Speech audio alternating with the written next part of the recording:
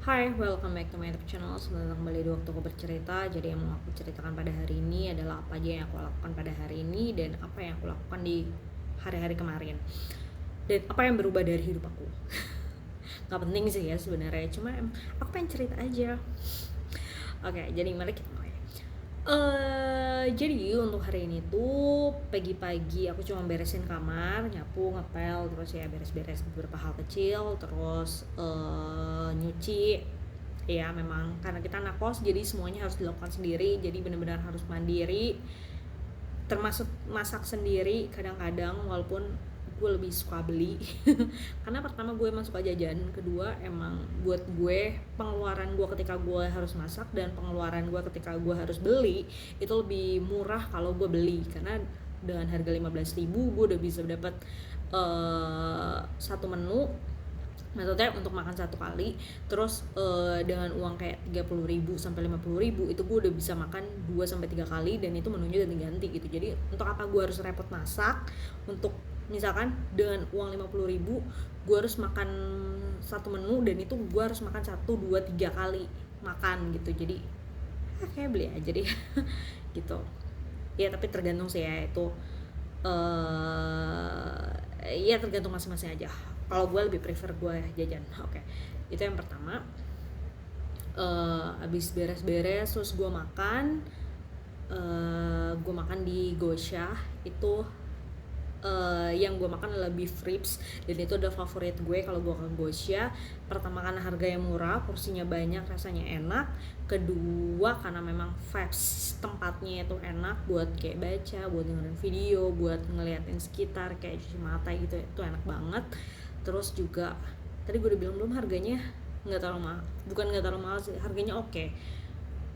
Terus ya abis dari situ makan, gue ke tempat teman gue. Jadi ceritanya gue itu pengen ngambil bentar. Jadi teman gue itu punya kos-kosan.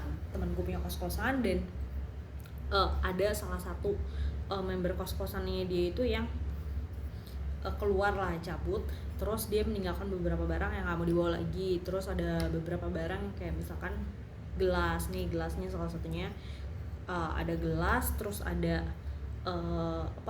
lampu, ada beberapa barang lah yang dia tinggal. Nah terus temen gue itu pengen ngasih ke gue.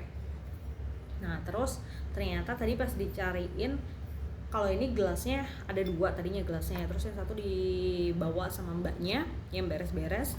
Nah terus satu lagi emang disisain buat gue, karena emang gue kemarin pas hari Minggu pas dia ngomong itu, gue emang yaudah boleh deh sini gelas sama lampunya. Terus ini gelasnya, nah terus lampunya itu tadi dicariin di mana namanya, gudang, itu ternyata nggak ada. Nah kayaknya itu dibawa sama mbaknya. Terus gue bilang kalau misalkan emang dibawa sama mbaknya ya udah nggak apa-apa, dan kalau emang dia mau ya udah nggak apa-apa buat dia aja. Toh gue juga sebenarnya nggak yang pengen banget, nggak butuh banget juga, cuma kalau ada ya kenapa enggak gitu. Gue suka barang gratisan juga kan. Dan ya udah, tapi kalau emang ibunya mau ya silakan dia ambil aja, nggak apa-apa. Tuh gue juga lampu di sini ada tuh 2, 3, 4 gitu, 5 sama depan, 6 sama yang ini lampu depan gitu. Jadi untuk apa banyak-banyak. Oh satu lagi sama lampu tidur, jadi udah punya banyak juga lampu gitu. Kalau misalkan emang dia pengen ya silahkan ambil aja gitu. Cuma awalnya kan teman gue pengen ngasih ke gue, jadi ketika dia bilang oh ini barangnya bisa diambil ya gue datang dong. Terus karena ternyata nggak ada ya udah gitu. Nah terus selain daripada itu, abis itu tadi gue pengen beli matcha. Dari kemarin tuh gue pengen banget cheesecake matcha. Terus gue tuh tahu bahan-bahannya tuh apa aja, tapi kayak kalau gue bikin, pertama gue nggak ada oven, kedua gue nggak ada panggangan. Maksudnya yang cetakan yang buat dipanggang itu loh, apa sih namanya, kan gue punya air fryer kan, ada di video itu kayak pakai cetakan itu terus dimasukin air fryer biasa. Nah masalahnya gue juga nggak punya cetakannya itu gitu, jadi ya udah gitu beli aja.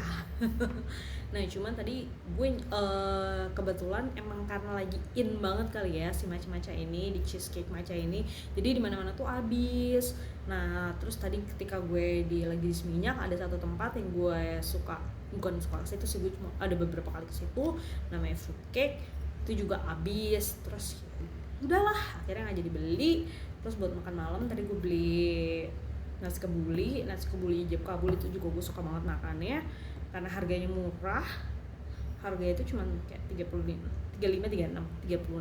nah gitu. Terus ini tadi gue beli es kelapa nggak manis, jadi cuma es kelapa sama es batu, udah gitu doang, nggak pakai gula gitu. Karena tadi ya gue pengen mixu kan, gue emang suka mixu, dan gue mengakui itu emang nggak baik banget minumnya sering minum manis.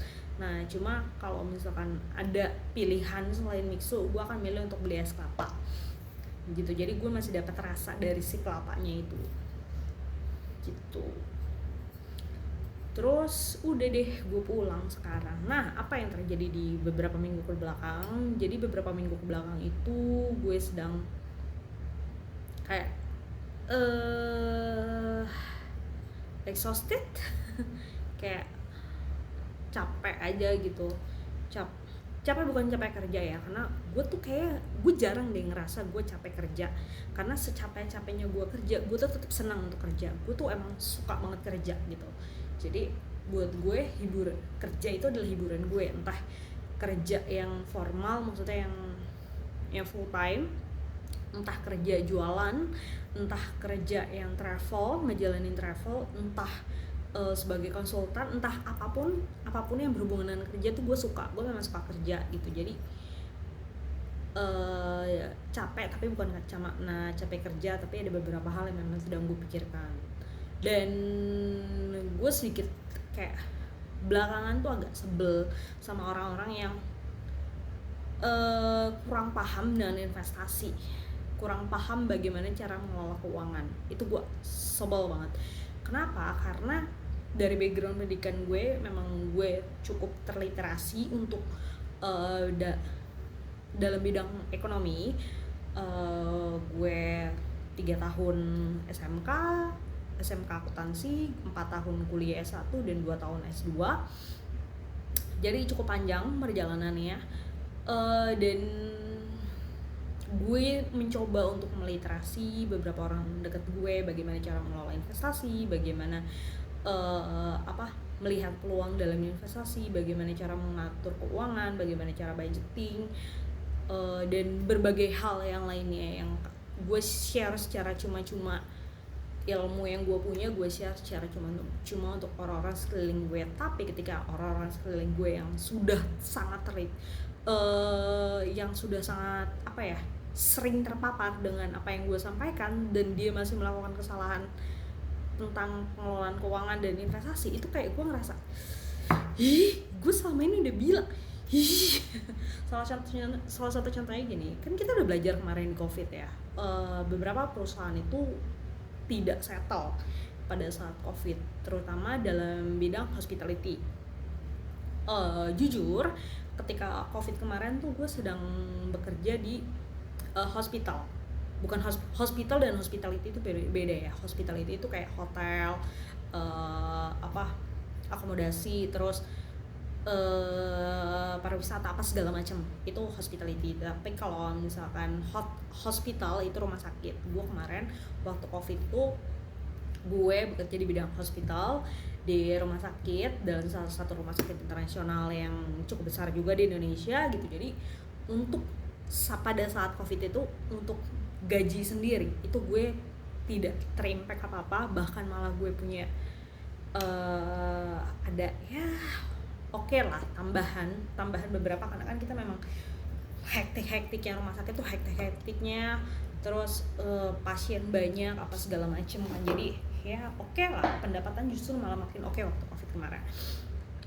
Nah cuma bukan itu yang harus gue bahas. Yang gue sangat concern adalah di industri di luar rumah sakit, kayak contohnya tadi hospitality, atau perusahaan perumahan, atau kayak bioskop, atau apa segala macam entertainment. Itu banyak banget kayak pengurangan karyawan. Kalau nggak pengurangan karyawan, itu ada pengurangan gaji, potongan gaji, kayak ada yang 30%, 20%, 30%, bahkan ada yang sampai 50%. Ya, kita sama-sama belajar dari situ. Kita sama-sama belajar dari COVID. Jadi kita harus siap dengan worst case. Kalau misalkan amit-amit sesuatu yang jelek seperti itu terjadi lagi. Jadi jangan sampai, itu kan COVID juga kita semua nggak ada yang prediksi ya, kita nggak ada yang punya bayangan akan ada hal seperti itu di muka bumi ya kan, waktu COVID dimana semuanya lockdown gitu. Jadi kita nggak ada bayangan, tapi setelah dari COVID harusnya kita sudah punya bayangan, kita udah punya seperti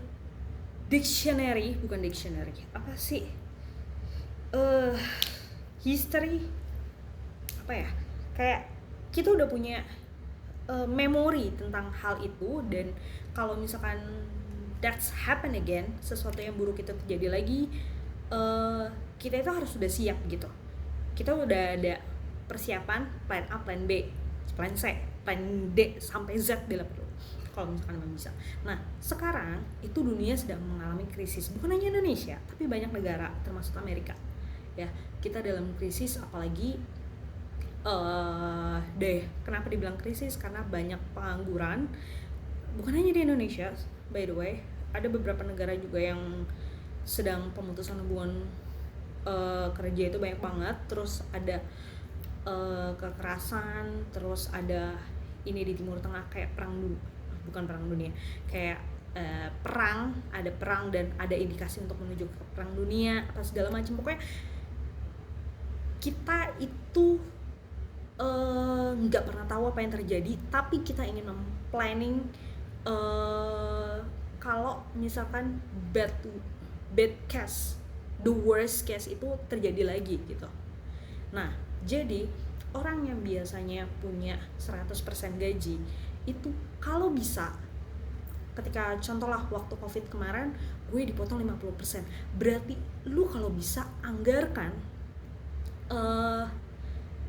nanti kalau misalnya lu suatu saat ada pemotongan seperti itu lagi, lu tuh udah harus punya ancang-ancang gimana lo ngadepinnya. Contoh, sekarang mumpung gaji lo itu 100%, buatlah dana darurat. Sehingga buatlah dana darurat, misalkan biasanya lo cuma punya 3 kali gaji, 4 kali gaji, 5 kali gaji, untuk misalkan suatu saat hal itu terjadi lagi, misalkan gaji lo dipotong 50%, lu tuh udah, misalkan udah, karena lo udah punya dana darurat itu, jadi beberapa bulan ke depan ketika gaji lo dipotong itu lo masih bisa punya cadangan income gitu. Paham gak maksud gue gimana ya? Gue menjelaskannya bagaimana ya, emang gue tuh kenapa gue ngambil pendidikan ya, karena gue tuh ada jelek memang untuk menjelaskan orang. Jadi gue tuh mengerti untuk diri gue sendiri, tapi untuk menjelaskan ke orang lain gue agak kurang. Bentar. Jadi kita kan gaji 100% nih. Kalau misalkan worst case yang pemotongan itu nggak pernah terjadi, mungkin lo bisa nih 50% duit lo, gaji lo, penghasilan lo itu untuk cicilan, 50% lagi untuk makan. Bisa nih seperti itu. Kalau gaji lo selalu 100%, lo bisa melakukan itu. Tapi kalau suatu saat amit-amit hal yang sama ketika COVID datang lagi, pandemi datang lagi, atau kejadian buruk itu datang lagi, dan gaji lo harus dipotong 50%, jadi kan 50% nih gaji lo udah potong nih, lo udah nggak ada nih, lo cuma punya 50%. Tapi cicilan lo yang dulu ketika lo dalam keadaan normal lo harus bayar 50% buat cicilan, 50% buat hidup, ini masih ketakar nih, masih cukup nih. Tapi kalau pandemi itu datang lagi dan gaji lo hanya cuma 50%, kan cicilan lo tetap harus bayar. Jadi semua gaji lo nih udah habis buat bayar cicilan. Terus hidup lo dari mana? Lo udah gak punya uang. Gimana? Paham kan maksud gue? Jadi Gimana lo hidup? Lo mau nyusahin orang sekitar lo? Ya kalau sekitar lo bisa bantu. Gue selalu meminta untuk orang-orang di sekitar gue, jangan pernah berharap untuk mengandalkan orang lain, untuk berharap pada bantuan orang lain. Ketika lo jatuh, belum tentu orang lain jatuh, atau belum tentu orang lain gak jatuh, dan belum tentu orang lain yang gak jatuh ini dia stabil kakinya juga gitu, paham gak? Maksudnya kalau misalkan lo minta bantuan sama orang lain, misalkan si A, ini B, si A dia udah jatuh nih, dia pengen minta bantuan si B. Iya kalau si B itu nggak lagi dalam keadaan krisis juga, tapi kalau si B aja kayak hidupnya begini, hidupnya aja sendiri begini, gue yang kalau misalkan ada satu hal diambil dari dia juga ikutan jatuh, ya pasti si B juga milih untuk nggak nolongin kan, nggak nolongin si A kan, karena kalau dia nolongin dia juga ikut jatuh, paham kan? Jadi ini pasti egoisan, walaupun lo sadar apa segala macam, si B pasti milih untuk udah lo mendingan lo yang hancur sekalian daripada gue ikutan hancur gitu, paham kan? Jadi jangan biasain untuk mengandalkan orang lain, dan itu habit yang jelek banget. Kenapa gue ngomong kayak gini? Karena gue belajar dari orang tua gue belajar dari bokap gue belajar dari nyokap gue. Ketika kita susah, ketika dulu kita masih di bawah banget, itu sama sekali nggak ada orang yang membantu kita, tuh benar-benar harus berjuang sendiri bagaimana untuk keluar daripada ini semua sendiri gitu. Jadi gue membiasakan diri gue untuk nggak bergantung sama siapapun. Dan ketika dulu mungkin ya keluarga gue itu nggak bergantung sama siapapun, tapi gue sendiri gue bergantung karena kita bekerja sama dalam keluarga gue. Tanpa gue sadari gue tuh bergantung sama bokap gue penuh. Ketika bokap gue hilang, gue untuk belajar sembuh itu 1 tahun 2 tahun, sampai akhirnya gue bisa independen, sampai akhirnya gue bisa stabil, yang gue udah gak mengharapkan bantuan dari siapapun. Gue berdiri sendiri, apapun yang terjadi gue harus berdiri sendiri. Itu gue butuh waktu 2 tahun untuk menyesuaikan itu, dan itu pun gue tanpa disengaja.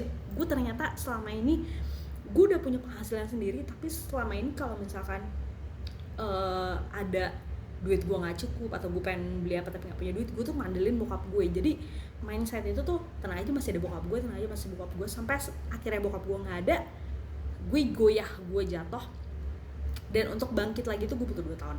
Nah oke, balik lagi. Jadi gue ingin teman-teman di sekitar gue itu jangan pernah berharap untuk mengandalkan, jangan pernah ngegampangin untuk tenang aja nanti ada saudara gue kok yang bantu, tenang aja nanti ada teman gue yang bantu. Jangan dibiasain. Lu harus berjuang bagaimana lu dan keluarga lu sendiri bisa bertahan dalam kondisi sulit itu, paham kan maksud gue? Nah jadi sebelum hal itu terjadi, ketika duit lo lagi penuh nih, lo harus bisa manajemen duit lo. Jangan sampai misalkan lo pengen punya cicilan, lo ngikutin semua, tenang aja kan gaji gue segini banyak, gue bisa beli ini beli itu apa segala macam, udah langsung jojoran aja di situ. Enggak.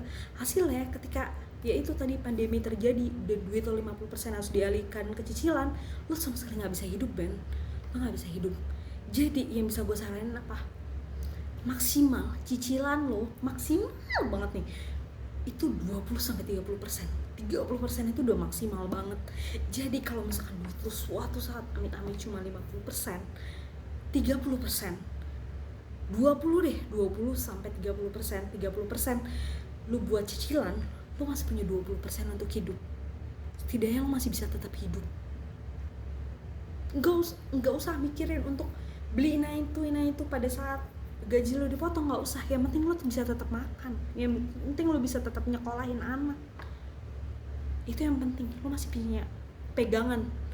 Karena hidup tanpa pegangan, apalagi uang, itu berat banget gitu. Kenapa gue bisa ngomong gini? Karena gue udah pernah ada di posisi sana. Jadi gue ingin